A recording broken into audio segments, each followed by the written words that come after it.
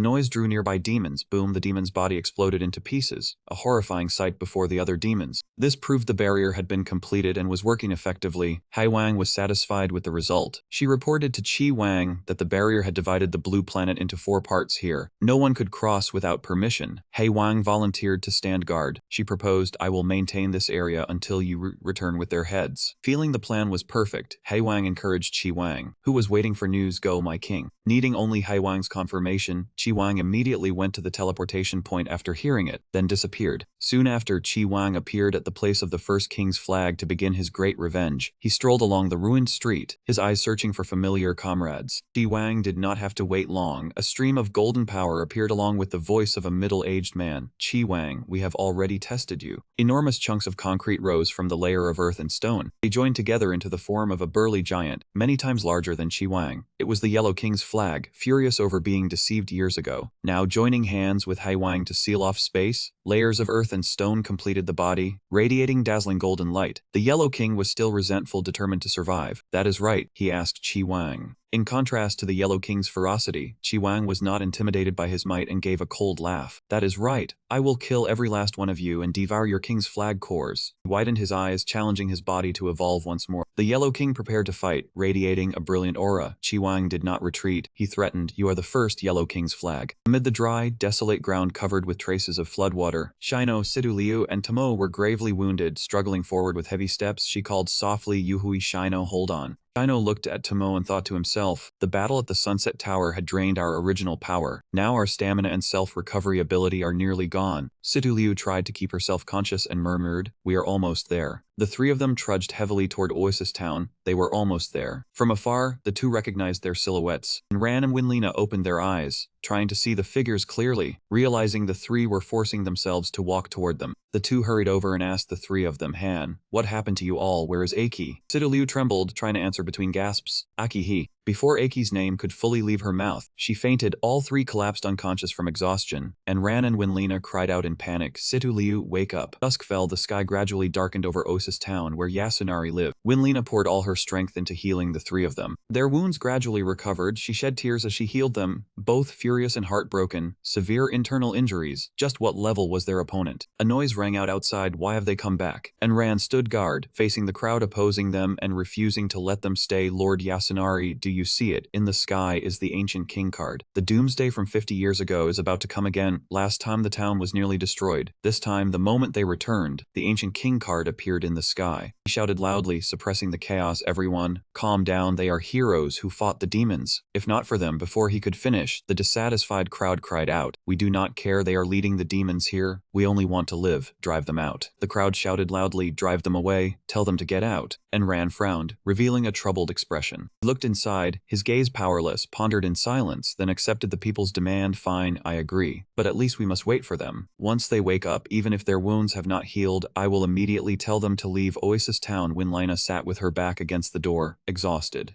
She cried silently, tears flowing without end. Aki, what exactly happened to you? Winlina curled up, praying silently, please, heaven, please do not let anything happen to them. Please protect Aki. At the tower blazing with radiant light, the Yellow King stood high above, his voice resounding. Qi Wang, you are smart. You should understand the current situation. Low was Aki. He listened quietly. He proposed, between you and me, there is no need to risk our lives. Once you fully revive, what you should do now is join hands with me. The Yellow King analyzed the benefits. I represent defense, firm and unshakable, while you represent power and destruction. He continued, persuading him, complete offense and defense is the invincible stance. I am the perfect partner, not someone who hides in the dark and plays petty spatial tricks. The Yellow King continued, Hai Wang, aside from fleeing and hiding, how else can that one help you? The corner of his mouth lifted, cunning and sly, abandon her, join hands with me, and we will rule the blue planet. Qi Wang's power erupted and spread through the entire space. The Yellow King was shocked, his eyes widening. His body transformed abruptly, swelling to an abnormal size. A giant hand struck the ground, sending earth and stone flying everywhere. Qi Wang stood on one leg, his aura majestic and overwhelming. He stood up and stepped heavily toward him. You said I represent absolute destruction. He laughed mockingly. Then what need do I have for defense? The Yellow King gritted his teeth and roared fiercely. Qi Wang's hand shot toward him in attack. Overwhelming power radiated around him. Qi Wang clamped down on the Yellow King's face and leaned in close. Think carefully. Qi Wang. His eyes brimmed with resentment. Most importantly, he emphasized the existence you speak of. Among the king's flags, no one can replace her. The lightning inside let out a faint hissing roar. His face showed menace toward useless trash who dared judge her. The Yellow King and Qi Wang faced each other. Killing intent surging, he said in a low voice, Qi Wang, you want to break the balance we have maintained for half a century, do you not? The Yellow King opened his eyes, his pupils shining with a strange light. If that is the case. He tilted his head back, breaking free from Qi Wang's tight grip. The Yellow King gritted his teeth and roared fiercely. A divine sense voice rang out. All king's flags, the great enemy has arrived. The earth lit up, rays of light spreading everywhere. A voice echoed from the frigid land of ice and snow. The great enemy has arrived. The great enemy has arrived. A voice came from a crack in the ice in the darkness. A pair of deep eyes slowly opened. A massive surge of power rose like a tsunami, shattering the surrounding icebergs into fragments. From the abyss, a mysterious creature floated upward. He was the Blue King, his gaze cold as ice and filled with danger. His entire body flew upward, radiating an overwhelming aura. From deep in the mountains and forests, sounds rang out again and again. The great enemy has arrived. The great enemy has arrived. From the depths of the earth, a strange plant slowly rose, its vines relentlessly wrapping around the object before it. The vines coiled around the head, right where the sharp, fierce fangs were exposed. The intertwined strands gradually formed the shape of a monstrous creature. He was the Green King Key with a grotesque face, emerging from the hollow core of the earth, where the purple crystals were kept. In the silent void, a mysterious laugh suddenly echoed. An invisible pressure spread outward, causing the entire space to seem frozen. The Purple King smiled eerily. That rude man finally challenged us. Huh. Ah, he paused upon receiving a signal. Those foolish Yellow King Kai were calling for help. The Purple King slowly reached out to touch the void. Then, let's all go meet an old friend. Around the Yellow King, a series of void gates simultaneously opened. The illusory world Great Mirror appeared, emitting a faint glow. Chi Wang glanced at them and murmured, "The Purple King Key's illusory world Great Mirror, after all, is just a projected illusion." The Purple King looked down, lips curling with interest. "Chi Wang, you indeed have not died. Our mission." The massive gates hovered around the earth, signaling that the Anu plan had begun.